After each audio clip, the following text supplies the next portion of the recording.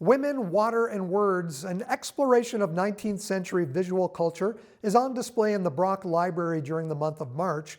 It's the Brock Archives and Special Collections in action in collaboration with Dr. Carrie Cronin's visual arts class. This is entirely the students' decision. I stood back and, like we did today, I let them make a lot of the choices. So we had really low-res printouts of all the objects. I taped them to the whiteboard in the classroom. We moved them around. We made decisions about what would go with what. And then we started talking title, and they just got descriptive. Well, there's a lot of women. There's some water. There's some books. I shouted out the word alliteration because I just love it. And we just very quickly said, women, water, and words. That's what we're going to do.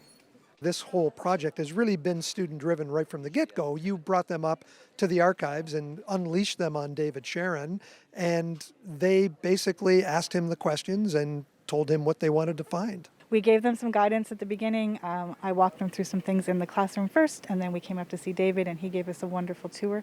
And then, we turned it over to them. Like, what are you interested in? What do you want to know more about?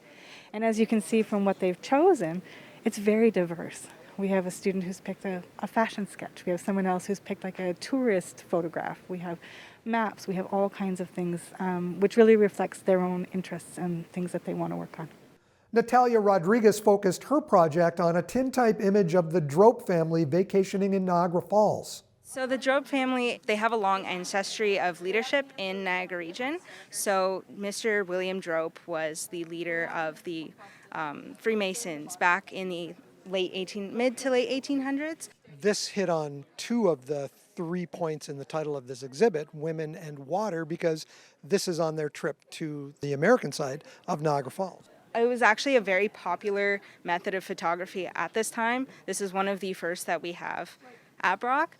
Tintypes became more popular than daguerreotype. Daguerreotypes, they were just too much hassle. So tintypes were cheap, efficient, fast, so they could make memories like this on the go. And so they just had a photographer sitting by the falls, and they took their chance. Elizabeth Peters immediately fell in love with the Great Fall of Niagara, made in 1838 by artist W. Morgan from London, England. This image really appealed to me because I've never seen anything like it before, especially for the 19th century. Just the idea that an image, even then, could have been able to change just by shining a light behind it, I think is absolutely fascinating. And I think the image itself is so beautifully rendered and painted, I just was drawn to it instantly. David, thus far we've only been up to the archives to visit you and see what's going on there and how some of this material is used. This is a bit of a different experience.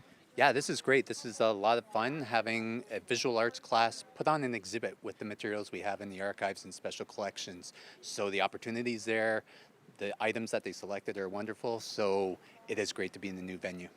Standing here in the library looking at them put this together, there's a lot of excitement.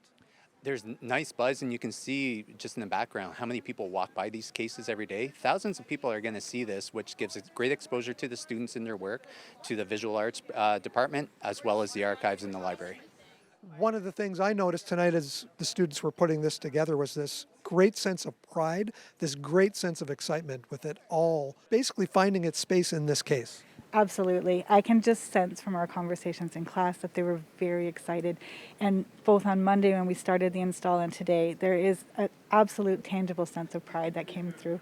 It's so different than learning from a book or from slides. And anytime we can bring this to the classroom and let the students do hands-on work, we do. A lot of students in our program in visual arts do end up going on to careers in museums and galleries. They work for municipalities and the arts departments. And so having this kind of experience that they can point to and sort of have confidence that they're able to do it when they go on to those careers is very important.